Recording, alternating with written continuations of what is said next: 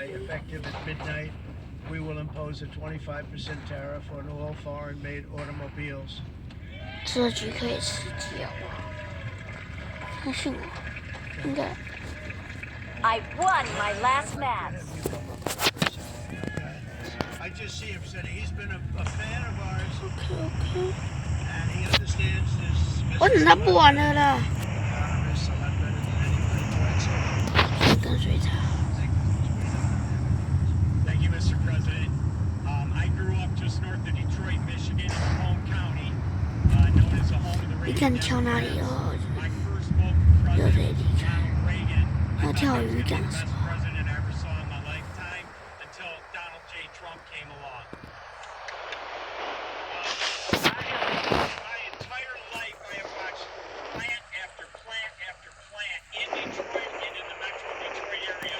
There are now plants sitting idle. There are now plants that are underutilized.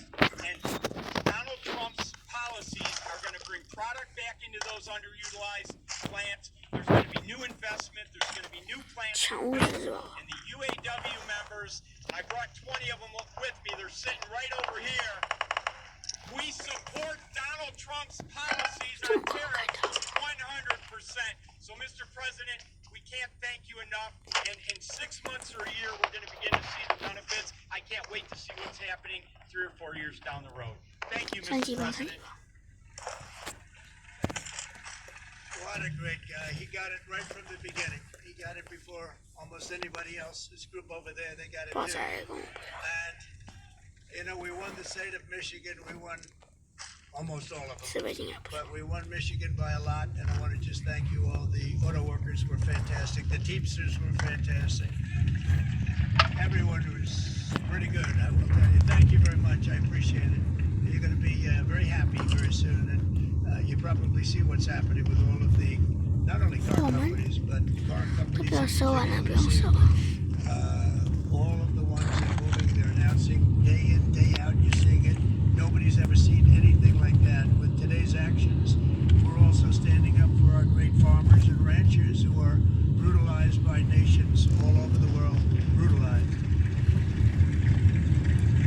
Canada, by the way, imposes a 250 to 300% tariff on many of our dairy products. They do the first can of milk. They do the first little carton of milk at a very low price, but after that it gets bad, and then it gets up to 275, 300%. So when they're figuring what's Canada charging, they say, oh, about 2% to 3%. But take a look at what happens down the road. When you look a little bit, it's not a pretty picture. We don't like it, and it's not fair. It's not fair to our farmers. It's not fair to our country. And with countries like Canada, you know, we subsidize a lot of countries and keep them going and keep them in business. In the case of Mexico, it's $300 billion a year. In the case of Canada, it's close to $200 billion a year. And I say, why are we doing this? Doing this. I mean, everything we say, you got to work for yourselves.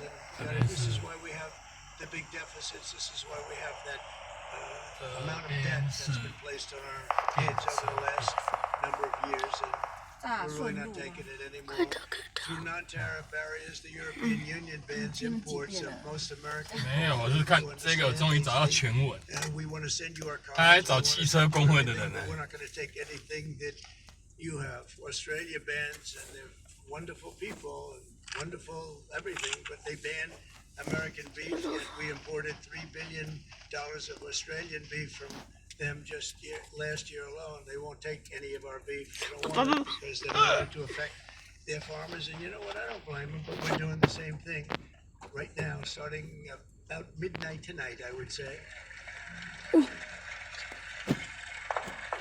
China charges American rice farmers an overquota, it's called, a tariff rate of 65%. South Korea charges 50%. Actually, they charge different from 50% to 515%.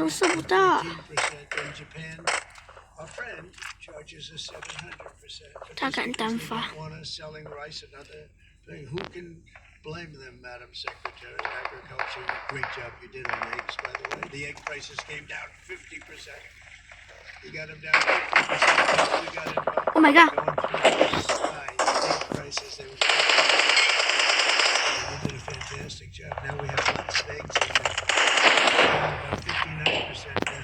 Awesome. We're going down further. 甜包甜包， We charge 2.8% for so many things that other countries are charging 200%, 300%, and 400% for. If imposing tariffs and protective barriers made nations poor, then every country on earth would be racing to eliminate these policies, and China would be the first on a very strong country. But they're not first in line, and the American people are paying a very big price. From 1789 to 1913, we were a tariff nation. The United States was the wealthiest it has ever been. So wealthy, in fact, that in the 1880s, they established a commission to decide what they were going to do. The vast sums of money they were collecting. We were collecting so much money so fast we didn't know what to do.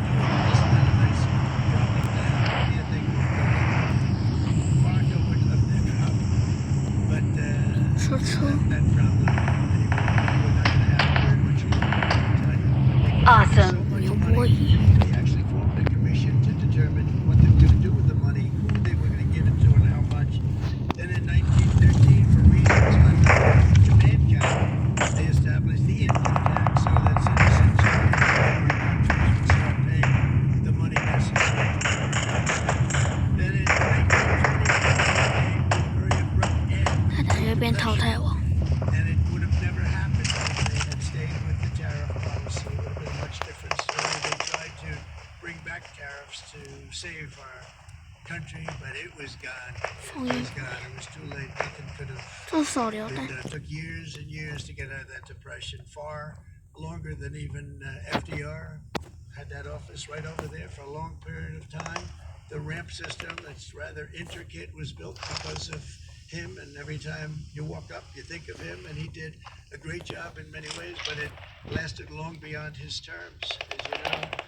But it's not too late any longer, and we're going to start being smart, and we're going to start being very wealthy again. We're going to be wealthy as a country because they've taken so much of our wealth away from us. We're going to let that happen.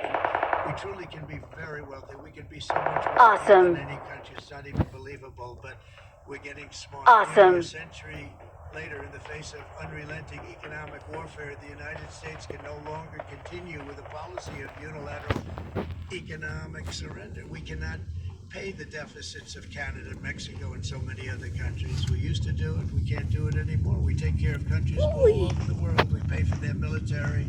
We pay for everything they have to pay. And then when you want to cut back a little bit, they get upset that you're not taking care of them any longer. But we have to take care of our people, and we're going to take care of our people first. I'm sorry to Awesome. say. 牛逼！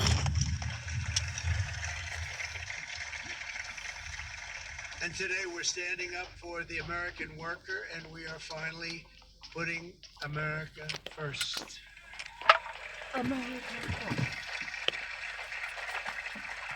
In Sleepy Joe Biden's last year in office, the United States hemorrhaged 100,000 manufacturing jobs, and the number was going through the roof at levels. And our trade deficit reached a record $1.2 trillion, which is unheard of. Since the beginning of NAFTA, the worst trade deal ever made. It was a horror show. I was able to determine it. They all said you'd never be able to get it out. We had to get approval from Congress to get it terminated.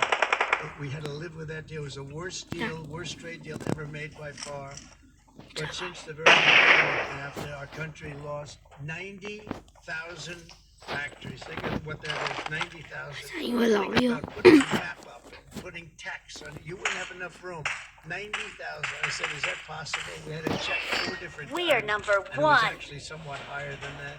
And 5 million manufacturing jobs were 最好一次 lost. 性 We're 说， racking up trade deficits of $19 trillion. That was the worst trade deal ever made. As a result of these gigantic losses, foreign nations now own $26 trillion more of American assets than Americans. Think of this, than the Americans own of their own foreign assets or other foreign assets. The United States can no longer produce enough